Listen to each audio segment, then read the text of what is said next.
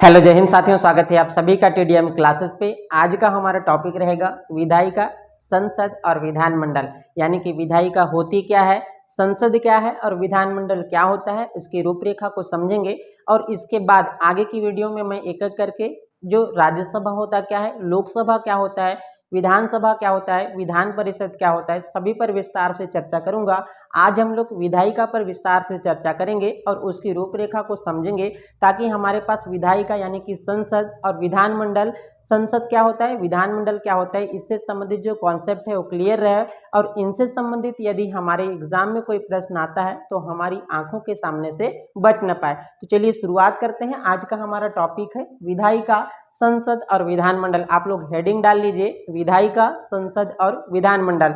इससे पहले यदि आप हमारे चैनल पर नए हैं तो चैनल को सब्सक्राइब कीजिए, बेल आइकन को प्रेस कीजिए, ताकि आने वाले नए नए वीडियो की नोटिफिकेशन आप तक पहुंचते रहे। और हमारा यह सीरीज, हमारा यह सेशन आप लोगों को पसंद आ रहा होगा तो आप वीडियो को अधिक से अधिक शेयर कर दीजिए, ताकि अधिक से अधिक लोगों को इस तरह के इंपॉर्टेंट पॉलिटी से जुड़ी जो टॉपिक्स है उसका फायदा मिल सके, इस टॉपिक से उन लोग भी जुड़ सके। चलिए शुरुआत करते हैं। हेडिंग आप लोग डाल लीजिए विधायिका। विधायिका सबसे पहले तो आप हेडिंग डाल लीजिए विधायिका। सबसे पहले आप सभी हेडिंग डाल लीजिए विधायिका, जिसे इंग्लिश में कहते हैं पार्लियामेंट। आप सभी जानते हैं कि पार्लियामेंट जो है दो प्रकार का होता है, एक केंद्रीय स्तर की पार्लियामेंट होती है और एक राज्य स्तर की पार्लियामेंट होती है। मतलब एक राज्य विधायिका होती है और एक केंद्रीय विधायिका होती है। सभी पर विस्तार से चर्चा करूंगा, आप लोग बस वीडियो के साथ बने रहिए। वीडियो को लाइक कीजिए, चैनल को सब्सक्राइब कीजिए और वीडियो को अधिक से अधिक शेयर कर दीजिए। चलिए देखते हैं कि सबसे पहले अगर मैं विधायिका की बात करूं तो एक होती है केंद्रीय विधायिका। आप सभी जानते हैं कि पहली एक विधायिका होती है केंद्रीय विधायिका। केंद्रीय विधायिका एक होती है केंद्रीय स्तर की विधायिका और दूसरी होती है एक राज्य विधायिका। सभी जानते हैं, आप लोगों ने पढ़ा होगा राज्य विधायिका। अब देखिए केंद्रीय विधायिका क्या होती है और राज्य विधायिका क्या होती है, इसको समझते हैं। देखिए विधायिका का सबसे पहले काम क्या होता है, इसको समझिए। विधायिका मतलब विधि बनाने का जो काम करती है वह कहलाती है विधायिका। इंग्लिश में कहलाता है पार्लियामेंट। यानी कि जो रूल यानी कि जो नियम बनाता है उसे कहा जाता है विधायिका। केंद्रीय स्तर पर जो नियम कानून बनाती है उसको केंद्रीय विधायिका कहते हैं, और राज्य स्तर पर जो कानून और नियम का निर्माण करती है उसे राज्य विधायिका कहते हैं। इतनी चीजें आप लोगों को पता होनी चाहिए। अब देखिए केंद्रीय विधायिका के अंतर्गत कौन कौन आता है, केंद्रीय विधायिका के कितने स्तंभ है, राज्य विधायिका के कितने स्तंभ है, सभी पर मैं आप लोगों के साथ चर्चा करूंगा। आप तो बस वीडियो के साथ बने रहिए। देखिए केंद्रीय स्तर की जो विधायिका होती है, केंद्रीय स्तर की विधायिका की अगर मैं बात करूं, यानी कि इसके स्तंभ, कितने स्तंभ होते हैं, इस प्रकार से प्रश्न पूछा जाता है। केंद्रीय स्तर की जो विधायिका होती है, पहले तो क्या है, केंद्रीय विधायिका हो गया। केंद्रीय विधायिका की अगर मैं बात करूं तो इसमें क्या होता है, एक संसद आता है। केंद्रीय विधायिका में आप सभी जानते हैं संसद, आप लोगों ने सुना होगा, पार्लियामेंट कहते हैं। और राज्य विधायिका का अगर मैं बात करूं तो राज्य विधायिका में होता है विधानमंडल। राज्य विधायिका में क्या होता है, विधानमंडल होता है। यानी कि केंद्रीय स्तर पर विधि बनाने का जो काम करती है उस संस्था या फिर उसे क्या कहते हैं, संसद कहते हैं। और राज्य स्तर पर जो विधि बनाने का काम करती है उसे कहा जाता है विधानमंडल। क्लियर है? तो देखिए जो संसद होता है, अब संसद के कितने अंग होते हैं, कितने स्तंभ होते हैं, कितने सदन होते हैं, सभी पर विस्तार से चर्चा करेंगे। और इनसे जुड़े प्रश्न किस प्रकार से आते हैं उससे भी मैं आप लोगों को बताऊंगा। देखिए संसद, आप जानते हैं कि केंद्रीय स्तर पर जो विधि बनाने का काम करती है उसे संसद कहा जाता है।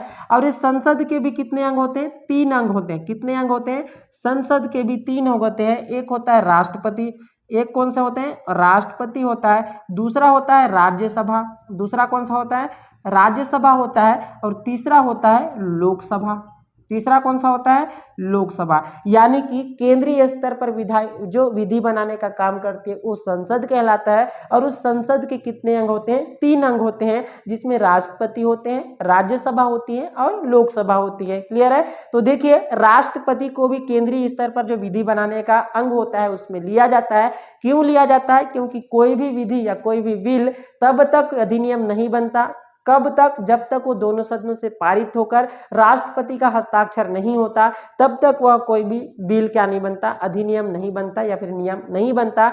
इसीलिए संसद के अंग में राष्ट्रपति को भी लिया जाता है। और आप जानते हैं कि संसद से संबंधित भारतीय संविधान में कौन सा आर्टिकल है? संसद से संबंधित आर्टिकल की अगर बात करें तो आर्टिकल 79 में संसद से संबंधित प्रावधानों को देखने को मिलता है। और राज्यसभा की अगर बात करें तो राज्यसभा का उल्लेख आर्टिकल 80 में देखने को मिलता है और लोकसभा से संबंधित अनुच्छेद हमको आर्टिकल 81 में देखने को मिलता है। यानी कि अनुच्छेद 79 में कौन सा है? संसद है, 80 में राज्यसभा का उल्लेख है और 81 में लोकसभा का उल्लेख देखने को मिलता है। अब देखिए, अब इसमें हम समझेंगे कि देखो राज्यसभा से जुड़े, देखो मैं राष्ट्रपति वाले टॉपिक को आप लोगों को बहुत अच्छे ढंग से विस्तार से बहुत बेहतर तरीके से आप लोगों को पढ़ाया हूं। आपने अगर वो वीडियो नहीं देखा होगा तो चैनल के प्लेलिस्ट में राष्ट्रपति से जुड़े सारे वीडियो आपको मिल जाएंगे। आप वहां पर जाइए और राष्ट्रपति वाले चैप्टर को पढ़िए ताकि आप लोगों को संसद से संबंधित सारे प्रावधान आप लोगों को समझ में आ जाएगा। आज हम देखेंगे राज्यसभा क्या होता है, लोकसभा क्या होता है और विधानमंडल क्या होता है। उनसे जुड़े जितने भी पॉइंट होंगे जो एग्जाम की दृष्टि से महत्वपूर्ण होंगे सभी पर बात करेंगे। देखिए राज्यसभा की अगर मैं बात करूं तो इसमें हम बेसिक को समझेंगे। आगे की जो वीडियो होगी उसमें मैं राज्यसभा को एक अलग से वीडियो बना के आप लोगों को समझाऊंगा, लोकसभा का एक अलग से वीडियो बनाऊंगा, विधानसभा का अलग से वीडियो बनाऊंगा और विधान परिषद का अलग से वीडियो बनाऊंगा, ताकि आप लोगों को अलग अलग जगह पर एक एक टॉपिक से संबंधित तो सारी जानकारियां एक ही जगह पर मिल जाए, आप लोगों को अलग अलग जगह पर खोजना न पड़े। क्लियर है? तो देखिए राज्यसभा क्या होता है। राज्यसभा को पहली बात तो उच्च सदन, विशेषज्ञ सदन या फिर स्थायी सदन के नाम से भी जाना जाता है। स्थायी सदन कहने के पीछे का कारण ये है कि इनका जो कार्यकाल होता है क्या, अनिश्चित काल होता है और ये क्या है, स्थायी सदन होता है। इसीलिए इनको क्या कहा जाता है, स्थायी सदन भी कहा जाता है। उच्च सदन इसलिए कहा जाता है क्योंकि इसमें वरिष्ठ लोग रहते हैं और विशेषज्ञ सदन इसलिए कहा जाता है क्योंकि विशेषज्ञ लोग इसमें चुनकर आते हैं और कुछ लोगों को मनोनयन के माध्यम से भी जो अलग अलग क्षेत्र के विषय विशेषज्ञ होते हैं उनको राष्ट्रपति मनोनीत करते हैं, इसलिए इन्हें विशेषज्ञ सदन भी कहा जाता है। अब इनकी अगर मैं बात करूं तो इनकी सदस्य संख्या की अगर मैं बात करूं, इनकी संख्या की अगर मैं बात करूं तो 250 कितनी होती है, अधिकतम सदस्य संख्या होती है। कितनी होती है? राज्यसभा की अधिकतम सदस्य संख्या 250 होती है। अब इस 250 में से राज्य से कितने आएंगे? अब देखो इस 250 में से राज्य से भी आते हैं और प्लस यूटी से भी आते हैं। राज्य मतलब अलग अलग राज्यों से आएंगे, यूटी मतलब यूनियन टेरिटरी यानी कि केंद्र शासित प्रदेश से भी आते हैं, मतलब राज्य और केंद्र शासित प्रदेश दोनों से ही आते हैं। देखिए कितने आने चाहिए, राज्य और केंद्र शासित प्रदेश से जो कितने आने चाहिए, 238 आने चाहिए। कितने आने चाहिए? 238 आने चाहिए। और जो 12 सदस्य होते हैं उसको क्या करते हैं, राष्ट्रपति क्या करते हैं, मनोनीत करते हैं। क्लियर है? अब देखिए 238 तो आने चाहिए लेकिन आते कितने हैं, 233 सदस्य आते हैं और 12 सदस्य क्या होते हैं, मनोनयन के माध्यम से आते हैं। तो टोटल कितना हो गया, 245। तो वर्तमान में राज्यसभा की सदस्य संख्या कितनी है, वर्तमान की सदस्य संख्या कितनी है, 245 है। देखिए क्या बोला मैं, राज्यसभा की अधिकतम सदस्य संख्या की अगर बात करूं तो 250 होती है। इसमें से राज्य और केंद्र शासित प्रदेशों से 238 आने चाहिए, जिसमें से 233 आते हैं और मनोनयन के माध्यम से 12 सदस्यों को राष्ट्रपति मनोनीत करते हैं। टोटल कितने होते हैं, 245 होते हैं। तो वर्तमान में इसकी सदस्य संख्या 245 है। अधिकतम कितनी हो सकती है, 250 हो सकती है। इस बात को भी आप लोगों को ध्यान रखना है। अब आती है राज्यसभा की बारी। अब राज्यसभा की अगर मैं बात करूं तो इसमें देखिए राज्यसभा की अगर मैं बात करूं तो देखो अधिकतम इसकी संख्या, अधिकतम अगर आप लोगों से पूछे अधिकतम कितनी है, 500, अधिकतम कितनी है, 550 प्लस 2। अब देखिए 2 क्या है बोलने से कितना हो गया, टोटल कितना हो गया, 552। मतलब 552 क्या हो गया, अधिकतम सदस्य संख्या हो गया। 552 कितनी होगी, अधिकतम सदस्य संख्या होगी। क्लियर है? उसके बाद देखिए कितने होते हैं, 545 राज्य से आते, 545 क्या आते हैं, 543 कहाँ, निर्वाचन के माध्यम से आते हैं और 2 सदस्य को क्या करते हैं, क्या करते हैं, एंग्लो इंडियन की क्या करते हैं, मनोनीत करते हैं राष्ट्रपति। कहां पर, लोकसभा में। क्या बोल रहा हूं मैं, 550 प्लस 2 होती है इसकी अधिकतम संख्या, यानी कि 552 होती है।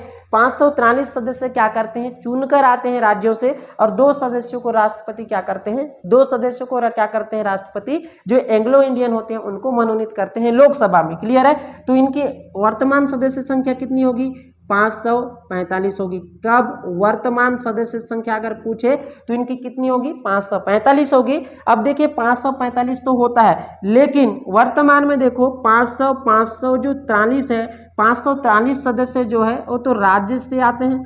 कहां से आते हैं, राज्य से आते हैं। क्लियर है। प्लस जो 2 एंग्लो इंडियन था, 2 क्या था, एंग्लो इंडियन, 2 एंग्लो इंडियन था, जो 2 एंग्लो इंडियन था आर्टिकल 331 के तहत राष्ट्रपति लोकसभा में 2 एंग्लो इंडियन को मनोनीत करते थे। इस 2 को क्या कर दिया, वर्तमान में क्या कर दिया गया है, समाप्त कर दिया है। कौन से संविधान संशोधन अधिनियम, 104वां संविधान संशोधन अधिनियम 2019 के तहत जो लोकसभा में राष्ट्रपति 2 एंग्लो इंडियन को मनोनीत करते थे उसको वर्तमान में समाप्त कर दिया गया है। तो वर्तमान में कितने सदस्य हैं, 543 सदस्य जो है राज्यों से निर्वाचित होकर लोकसभा में आते हैं। इतनी चीजें आप लोगों को लोकसभा से संबंधित जानकारी आप लोगों के पास होनी चाहिए। क्लियर है। तो ये तो था लोकसभा से संबंधित कुछ बेसिक जानकारियां। अब देखते हैं, अब तो देखिए ये लोकसभा हो गया, ये हो गया राज्यसभा, ये हो गया लोकसभा। क्लियर है। अब देखते हैं कि राज्य विधायिका की तरफ आते हैं। केंद्रीय विधायिका के बारे में तो मैं बता दिया, केंद्रीय स्तर पर विधि बनाने का जो काम करती है वो केंद्रीय विधायिका कहलाती है। और वो कौन होती है, वो होती है संसद, जिसके कितने अंग है, 3 अंग है। राष्ट्रपति होते हैं, राज्यसभा और लोकसभा होते हैं। इनकी सदस्य संख्या यानी कि इनकी संरचना के बारे में बता दिया, राज्यसभा की क्या संरचना होती है और लोकसभा की क्या संरचना होती है। अब देखते हैं कि विधानमंडल, अब विधानमंडल को देखते हैं। जिस प्रकार केंद्रीय स्तर पर संसद होता है उसी प्रकार राज्य स्तर पर विधि बनाने के लिए अंग होता है या फिर संस्था होती है, जिसे क्या कहलाता है, विधानमंडल कहते हैं। अब इस विधानमंडल के भी कितने अंग होते हैं, विधानमंडल के भी कितने अंग होते हैं, 3 अंग होते हैं। क्लियर है। कितने अंग होते हैं, 3 अंग होते हैं। पहला होता है राज्यपाल। कौन सा होता है पहला, एक होता है राज्यपाल, दूसरा होता है विधानसभा, एक होता है विधानसभा, और तीसरा होता है विधान परिषद। विधान परिषद। अब देखिए केंद्रीय स्तर से राज्य स्तर की तुलनात्मक अध्ययन करूं या फिर तुलनात्मक दृष्टि से देखें तो क्या होता है, जिस प्रकार केंद्रीय स्तर पर राष्ट्रपति होते हैं उसी प्रकार राज्य स्तर पर क्या होते हैं, राज्यपाल होते हैं। अगर मैं केंद्रीय स्तर पर लोकसभा की बात करूं तो राज्य स्तर पर विधानसभा होते हैं, और केंद्रीय स्तर पर अगर मैं राज्यसभा की बात करूं तो राज्य स्तर पर विधान परिषद होते हैं। हालांकि ये बात अलग है कि सभी राज्यों में विधान परिषद नहीं है, कुछ ही राज्यों में विधान परिषद देखने को मिलता है। अब देखिए इससे अगर मैं बात करूं तो राज्यपाल अगर बात करूं तो राष्ट्रपति के समान ही राज्य में क्या होते हैं, राज्यपाल होते हैं, और राज्यपाल के साइन के बाद ही कोई भी बिल जो है क्या होता है, अधिनियम बनता है। क्लियर है। ये है राज्यपाल और राष्ट्रपति की तुलनात्मक अध्ययन में। देखिए विधानसभा की अगर मैं बात करूं तो विधानसभा क्या होता है, जिस प्रकार केंद्रीय स्तर पर लोकसभा होती है उसी प्रकार राज्य स्तर पर विधानसभा होती है।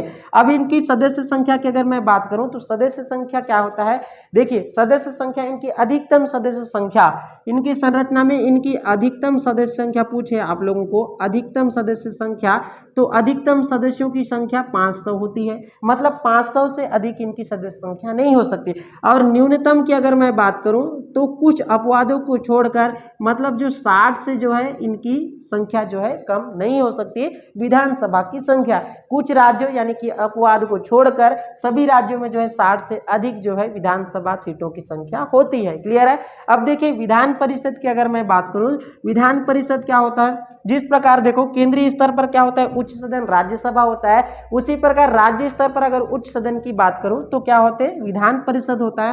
हालांकि ये प्रत्येक राज्यों में नहीं है। वर्तमान में कितने राज्यों में, 6 राज्यों में है। वर्तमान में कौन कौन से राज्य में, 6 राज्य में है। आप लोग कमेंट बॉक्स में कमेंट कीजिए कि कौन कौन से राज्य है जहां पर विधान परिषद है।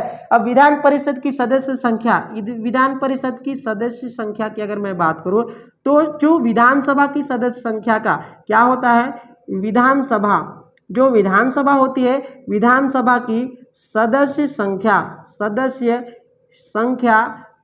संख्या का 1/3 यानी कि विधानसभा की जितनी सदस्य संख्या होगी उसका 1/3 सदस्य जो है विधान परिषद की सदस्य संख्या होगी। क्लियर है? देखिए क्या बोला, जितनी विधानसभा की संख्या होगी जिस भी राज्य में, उसका 1/3 हिस्सा जो है वो विधान परिषद की संख्या होगी। आप कमेंट बॉक्स में कमेंट कीजिए कि कौन कौन से राज्यों में विधान परिषद है और कौन कौन से राज्यों में विधान परिषद है, मतलब कौन कौन से राज्यों में विधान परिषद है, उसको आप लोग कमेंट बॉक्स में कमेंट कीजिए। देखिए साथियों, ये तो था विधायिका, आप लोगों को विधायिका, केंद्रीय स्तर की विधायिका और राज्य स्तर की विधायिका आप लोगों को समझ में आ गया होगा। उम्मीद करता हूं कि आप लोगों को इस प्रकार से हमारा जो सेशन है आप लोगों को पसंद आ रहा होगा। अगर आप लोगों को यह सेशन पसंद आ रहा होगा तो निश्चित रूप से आप कमेंट कीजिए, लाइक कीजिए, शेयर कीजिए। चैनल पर नए हैं तो चैनल को सब्सक्राइब कीजिए।